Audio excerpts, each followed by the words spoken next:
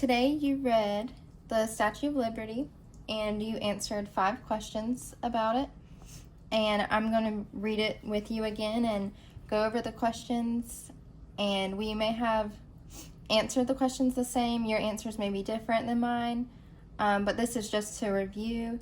And if you had any questions about it, maybe this video will hopefully help you. So I'm going to start off by reading and then we'll go over the questions. The Statue of Liberty is the most iconic symbol of our country. But did you know that this statue was actually constructed by the French? That's right. The United States and France wanted a symbol of the friendship between the two countries and also to provide a commemoration to the centennial of the Declaration of Independence. Work began on the statue in 1875. French sculptor Frederick Auguste Bartholdi and French designer Alexandre Gustave Eiffel worked closely on making this vision a reality. The statue was constructed of an iron pylon and steel framework. The statue was built of strong materials to endure the strong winds in New York's harbor. Hammered copper sheets were used to create the skin of the statue. Copper's exposure to elements such as rain, sun, and wind give it its greenish color. The statue's face is said to have been modeled after Bartholdi's mother. Bartholdi titled the statue, Statue of Liberty Enlightening the World.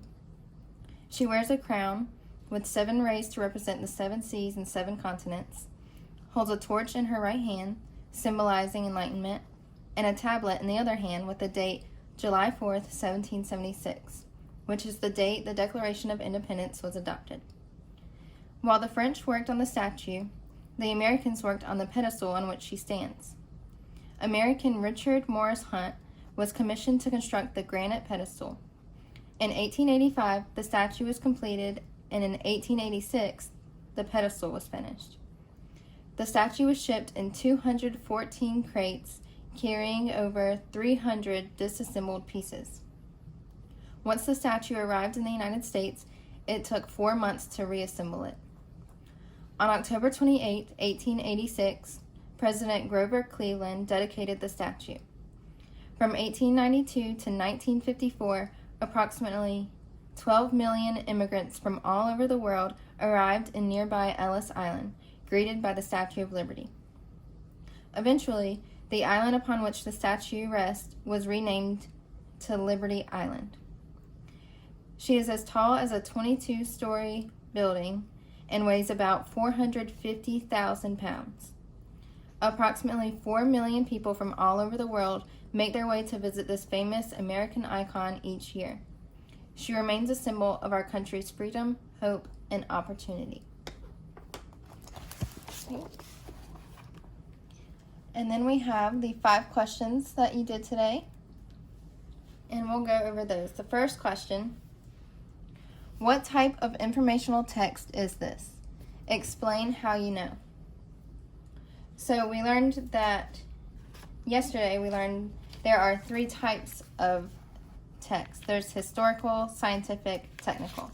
3 types of informational text. And today we know that we're focusing on historical text. So let's read what historical text says to see if we agree that this is historical. So it says, historical text informs the reader about key events and important people from the past. Historical text gives the reader an understanding of what led up to important events in history and why. Okay? So, it informs the reader about key events.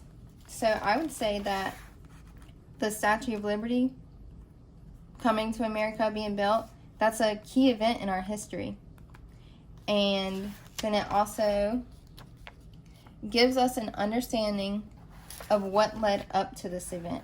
So it gives us an understanding of what led up to it, like why they built it, how they built it, and how it came over to the United States. And also, remember, historical text focuses on things from the past, events that happened in the past.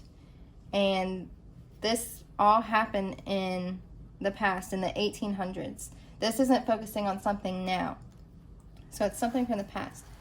So, what type of informational text is this? Okay. This is a historical text, and we know because it is about a key event from the past. It explains what happened and why. So it explains why they built the statue and what happened as they built it and when it came over. And anytime, if you want to pause this to read what I wrote or to copy it down, you can. Okay. Next question. Briefly explain the actions that led to the Statue of Liberty being constructed. So, we'll go to the very beginning. The second sentence, it says, "But did you know that this statue was actually constructed by the French?" Okay, so we know it's constructed by them, but what led it to be constructed? So let's keep reading. The United States and France wanted a symbol of the friendship between the two countries, and also to provide a commemoration to the centennial of the Declaration of Independence. Okay, so right there, after that's right, that whole sentence tells us why it was constructed. So the actions that led it to being constructed. So I'll highlight that. So they wanted a symbol of the friendship, and they wanted to provide a commemoration to the centennial of Declaration of Independence. And centennial of the Declaration of Independence, that means that it had been 100 years since the Declaration of Independence was written. It came out in 1776, and the Statue of Liberty was put up in 1886. So, the actions that led to the Statue of Liberty being constructed was exactly that sentence. The United States and France wanted a symbol of friendship and wanted to provide a commemoration to the centennial of Declaration of Independence. So they built the Statue of Liberty. Okay, how would the statue be different if copper wasn't used for the outside? All right, we'll go back in the text, and we'll find where it mentions copper. And so it says right here, hammered copper sheets were used to create the skin of the statue. Copper's exposure to elements such as rain, sun, and wind give it its greenish color. And then that's what it says about copper. So how would it be different if copper wasn't used? Well, it tells us that copper's exposure, so when copper is exposed to elements such as rain, sun, and wind, it turns color into a greenish color. Copper is usually a reddish, brownish color.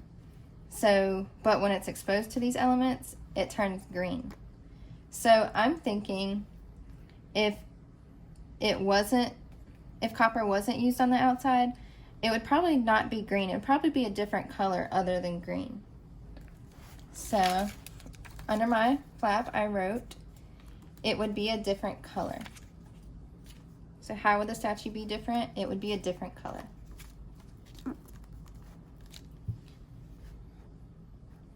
Next question. The Statue of Liberty's crown symbolizes the 7 seas and the 7 continents. What events were happening during this point in history that made this symbolism important? Okay, this one I found a little tricky, but you can do some inferring from the text to try to get your answer. So, symbolizes the 7 seas and 7 continents. What events were happening that made that important? Okay, so this is where it says her crown has 7 rays. So when I was trying to think about events that were happening during this point in history, I thought about towards the end of the text, it mentions that immigrants from all over the world arrived, came to the United States. So I think, so the 7 continents on her crown, and then there's immigrants from all different continents coming to the United States. So that's a symbolism of unity.